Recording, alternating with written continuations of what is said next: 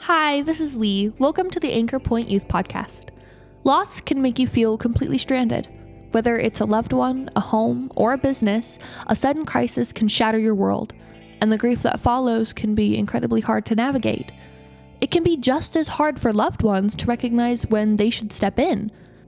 Today, Denise joins us to share her family's story from the 2011 tsunami that hit the Crescent City harbor. It's a heavy story, but it reminds us of a powerful truth. Isolation is hard, but connection is our best protection. Staying connected is what strengthens our resilience and helps us rebuild. We're so glad that you're here. Let's get into it.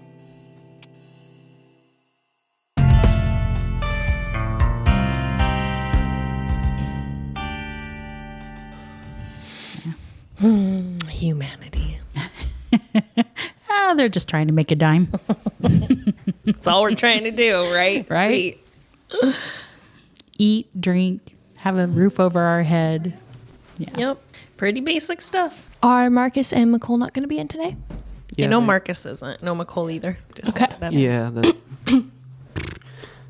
Denise, thank you so much for joining us on the podcast today. I've been looking forward to having you here. When we met, we planned this episode to be about what happened to you and your husband after the tsunami. For anyone listening at home who might not know, back in 2011, an earthquake in Japan sent waves across the ocean, hitting us in Crescent City, wiping out the harbor. Most people only hear the news side of the story, but your family actually lived through it. Do you mind sharing your story? Because I feel like anyone who has gone through a crisis would relate to what your family has gone through. Sure. Yes, I'm just going to tell the story because I was going to do some background, and I don't think I need to do that. You set it up. Thank you. So I moved here to marry my husband, who is a fishing family. They moved to Del Norte County in 1985 and were commercial fishermen until literally March of 2011. Everyone got the alert about 4 or 5 in the morning. And if you have a boat, get down there, take it out to sea. Well, it had just so happened that my husband had a really bad accident about 2 months beforehand, and couldn't get down to his boat to take it out.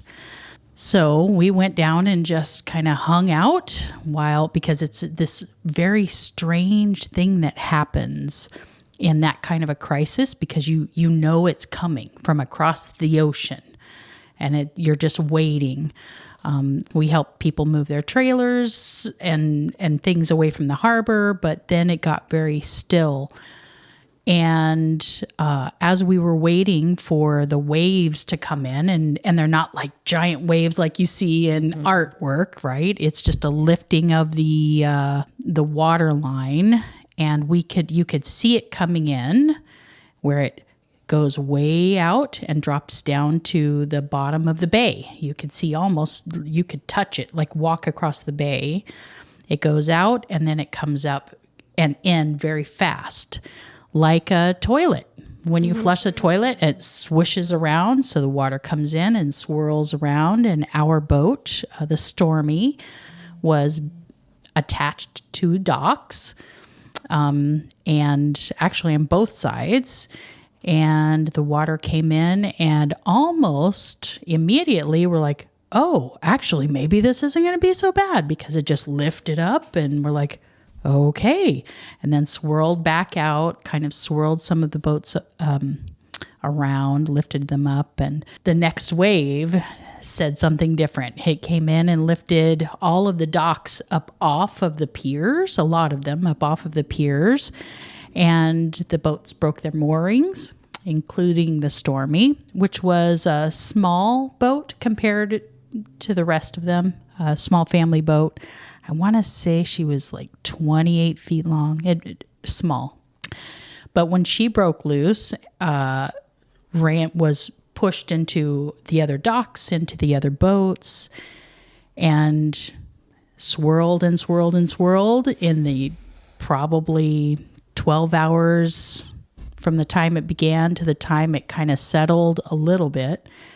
And by the end of it, she was on the bottom of the bay, on the bottom of the harbor, under a big a giant commercial steel boat that, of course, survived. And it had been completely crushed. And that was kind of surreal.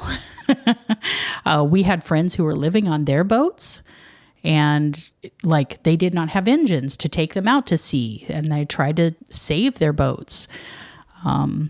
So watching that kind of panic is not fun.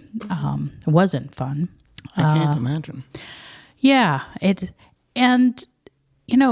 Everyone did what they were supposed to in emergency service. So the police showed up, the fire department, everyone, hey, evacuate this area. They did all the things. And yet they couldn't do anything, really, except, hey, you should probably get out of here. Something might happen. And they did the best they could, but they couldn't save my husband's boat. Nobody could save any of the, I believe, 78 or so boats that sank that day or were destroyed in some form or fashion. And it was our livelihood.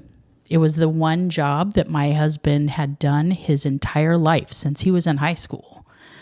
And he loved it. He loved being out on the ocean, loved being alone out on the ocean. He got to see things like whales longer than his boat, right? And pulled up really amazing catches, fish and crab, and would be out on the ocean when the storms were coming and surviving that, right? It's kind of thrilling and calming as well. And that day, it ended. So I think you and I have talked a little bit, Azel, about the what ended up happening afterwards that we didn't even recognize was my husband went into a really deep depression. So they actually, in the cleanup, they pulled all of these boats off the bottom. And my husband's, the Stormy, was maybe the second or third one pulled out.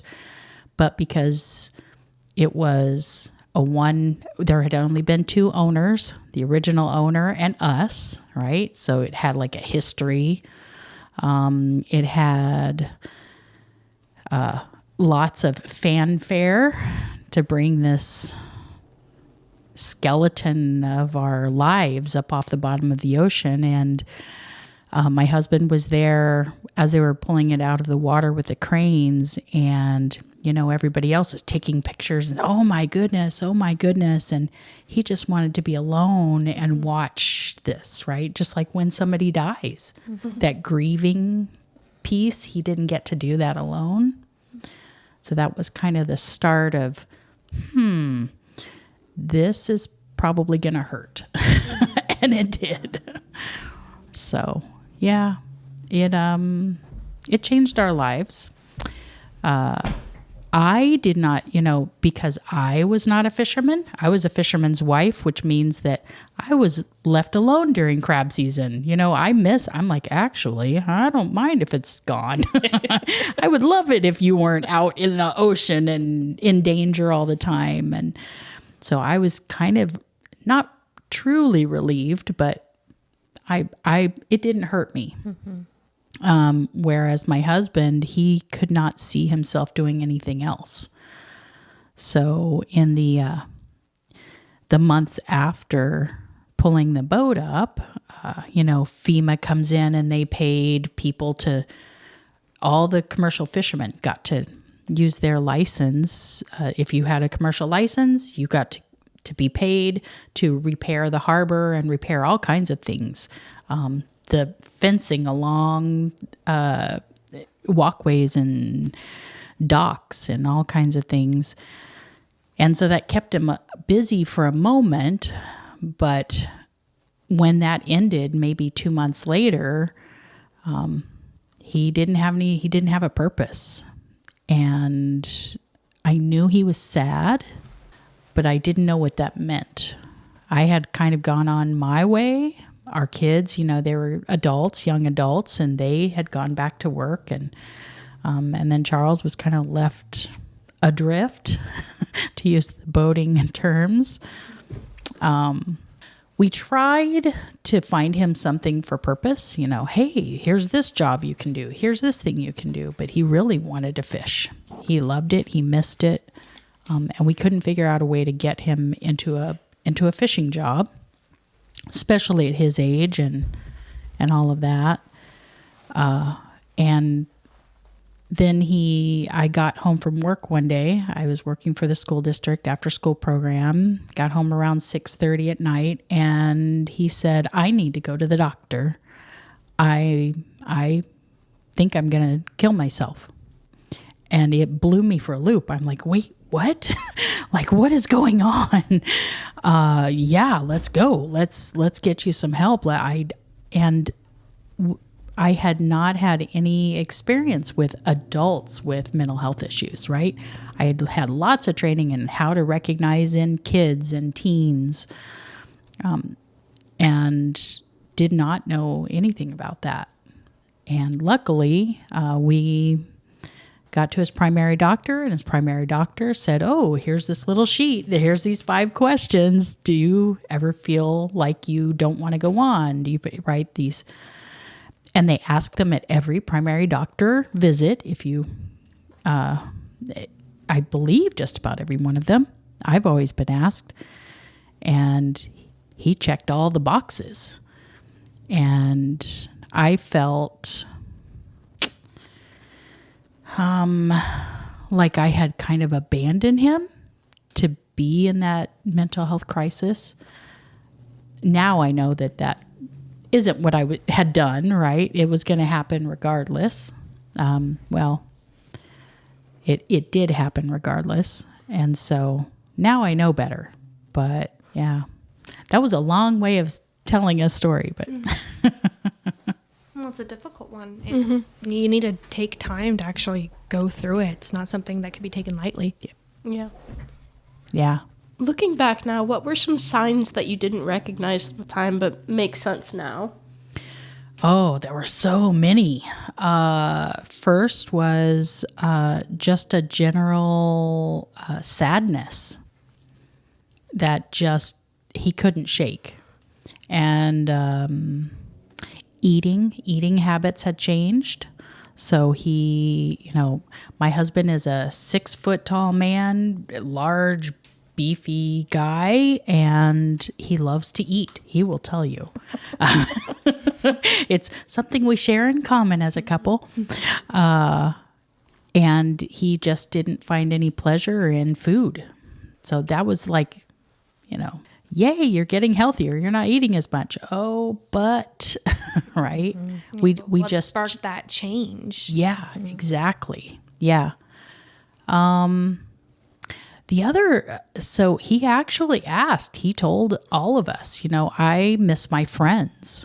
He said, all the people that he had worked with under with the FEMA project, they had formed a fast, well, now I suspect a trauma bond, right? They had all gone through this huge thing that happened that just didn't destroy their lives, but it affected it in such a strong way.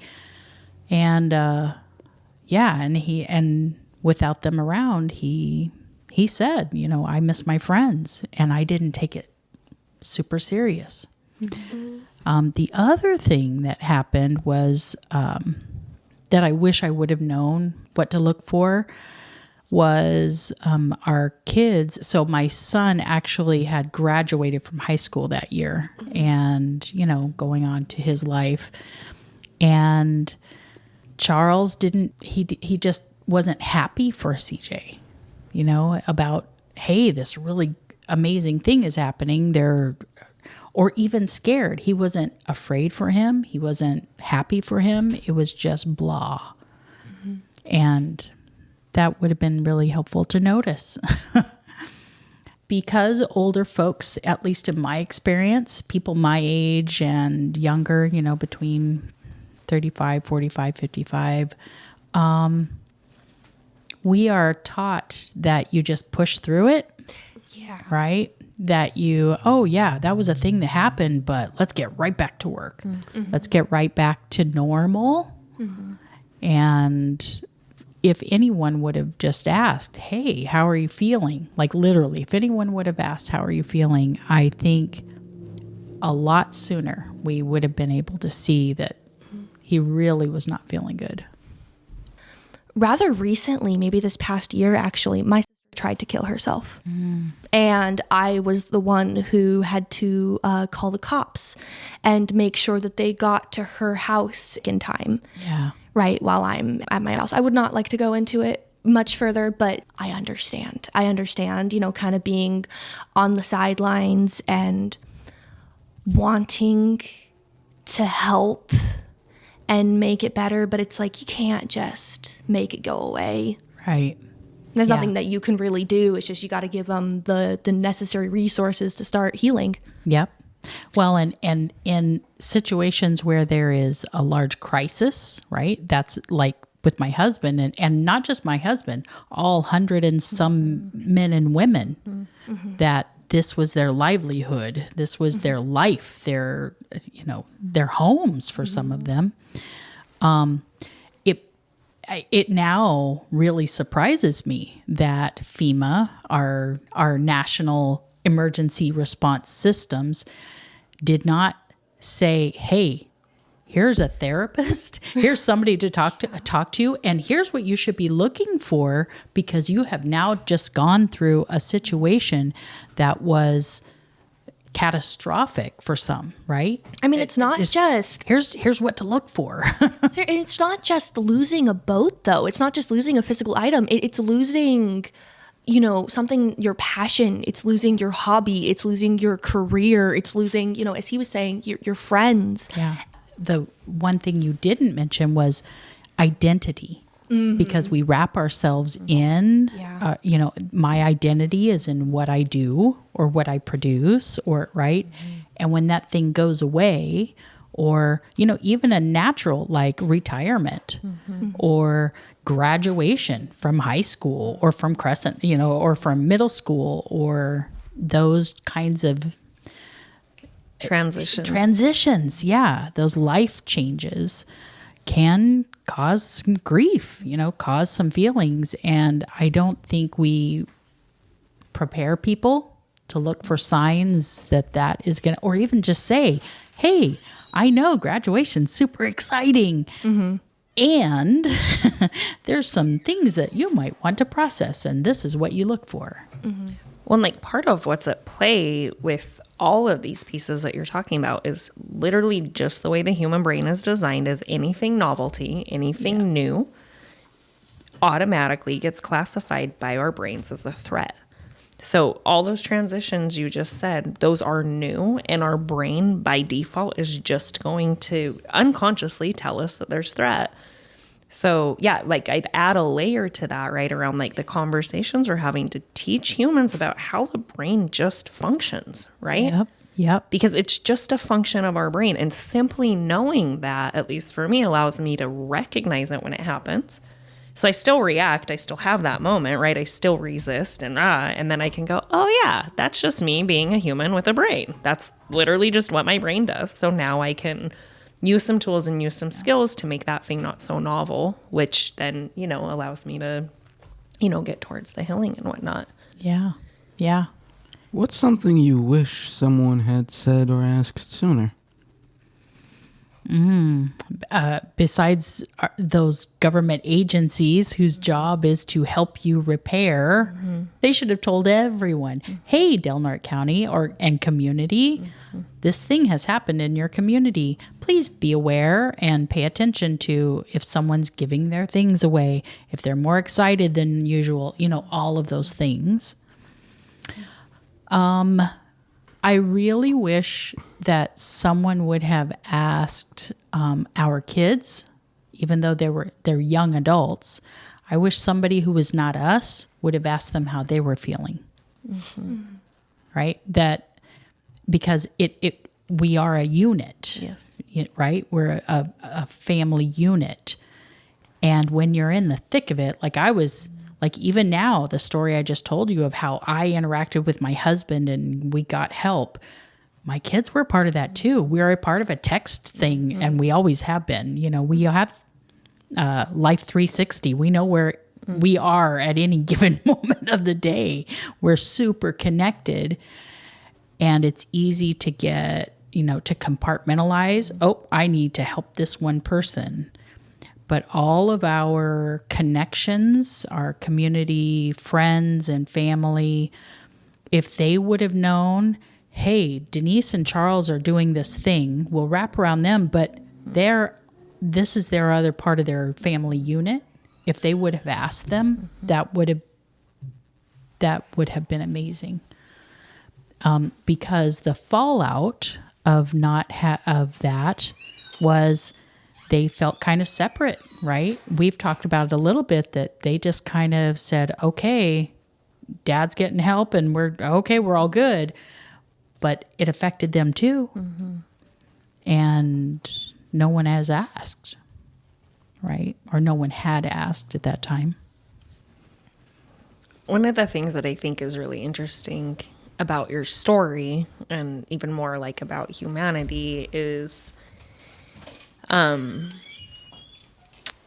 so what happens in the brain when we have a tragic loss is our brain helps us get through that. A lot of times by we will tend more towards dissociation. Most people have had an experience where like you're physically somewhere, but your head's basically somewhere else. Right.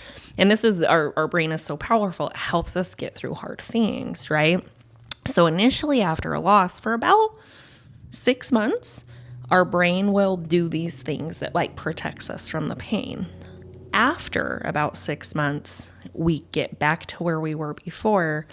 And this is when the real grief comes. And what's really interesting socially about the way that we function as a society is really what your story is painting for us, right?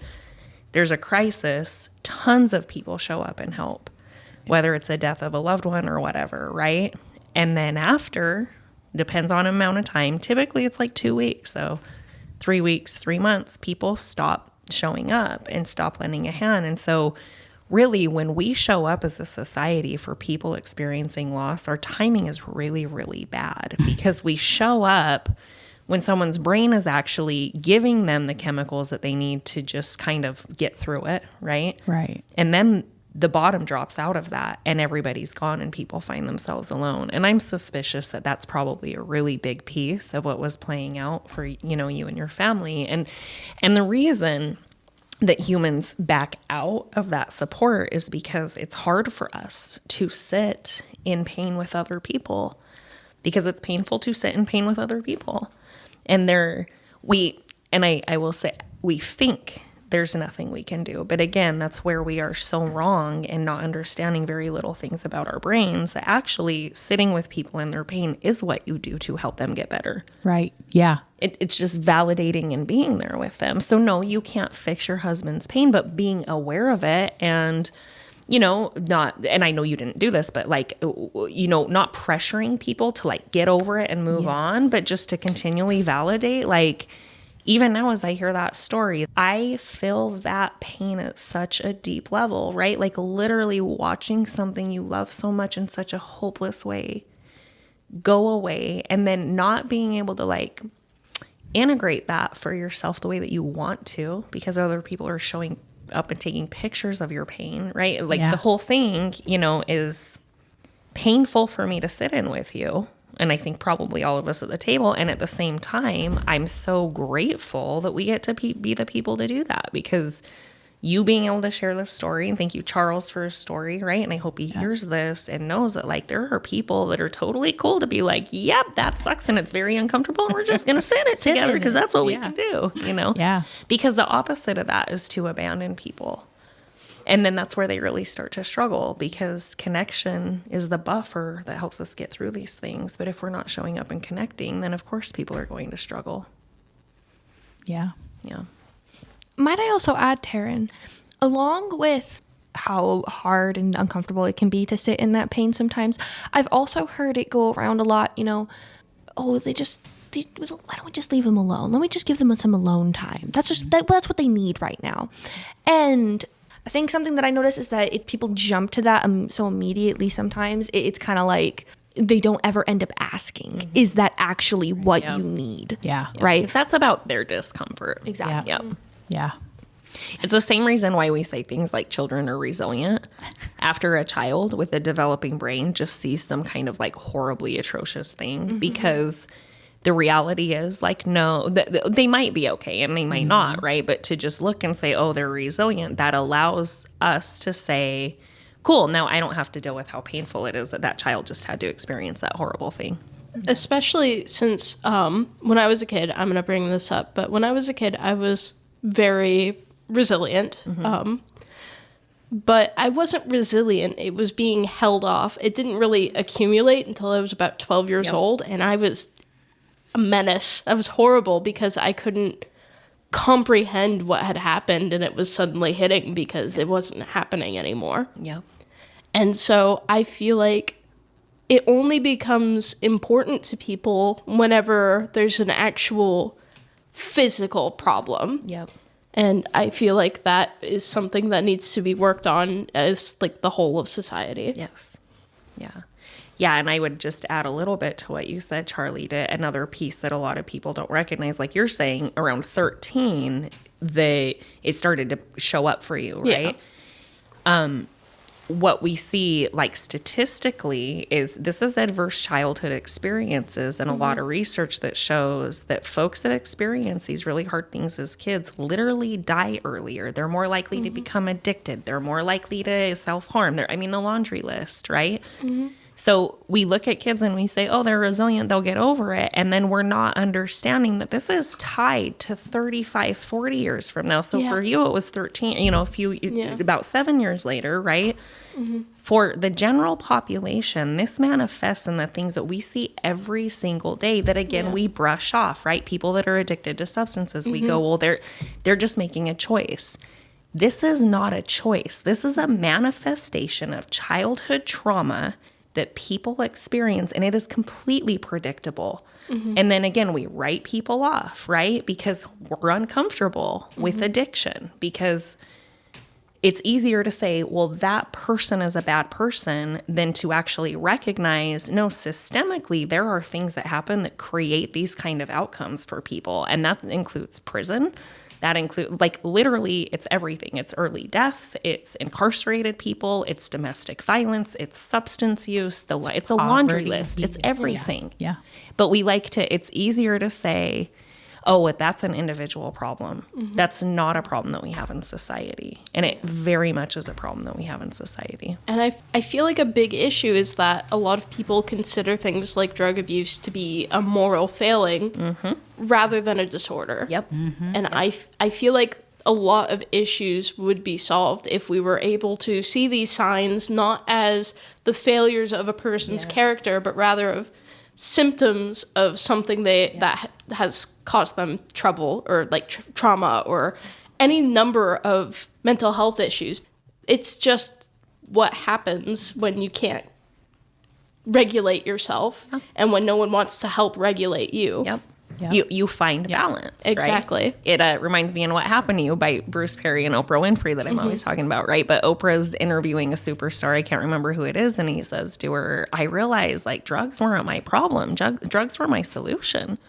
From the pain that this person was just chronically in, from, being abandoned by their parents, and, being lonely, and, again, it goes on and on, but yeah. And on top of that, it's not even always just emotional pain. It's also physical pain.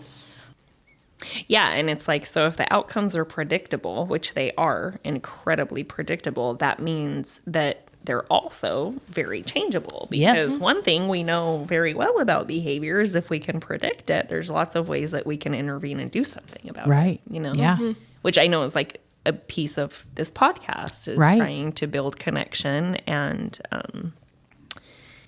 just build in information, Raise awareness. Yeah. What's one message you really want people our age to take away about mental health? Just kind of trying to bring this full circle to the original point. So in my teen center, teen professional world, I wish that young people trusted themselves enough that when they see something happening with their parents or their aunties or uncles or grandma and grandpa, whoever, that they say something. Because really, we get gut feelings that something's not quite right. Be brave and ask. I mean, that was one of the very first, the Hope dealer, I don't know if you know who he is, came to Del Norte County 2012, 13, as part of the Youth Training Academy. And the first thing he said was, which I've heard multiple times since then, is you don't put the idea of suicide in someone's head. Nope. By asking, Nope. are you Yeah. suicidal or have you had those thoughts, right? I wish young people felt brave enough to ask adults, because we, especially my generation and, very close on either side of my generation, we don't know this stuff. It was never taught. You guys are learning it. And that's, I think, super powerful and can change some things. Yes. Yeah, I think that's the biggest thing is be brave. Ask. Don't let adults tell you that you don't, that, well, what do you know about anything, right? Because you do. We all know things innately, and we just need to be brave enough to go there. So we have to ask, Denise, what's your favorite kind of cheese? What is my favorite kind of cheese? Blue cheese. I love Roquefort. Wow. All right. Well, I'd like to thank our listeners for tuning in. I'd like to thank our supporters, KFUG and the Trillium Teen Center. Anchor Point is a project of Resilient Donatal, and we are so grateful that we are able to do this. Find out more about us at resilientdonatal.org and tune in next time. Yay! Yay! Thank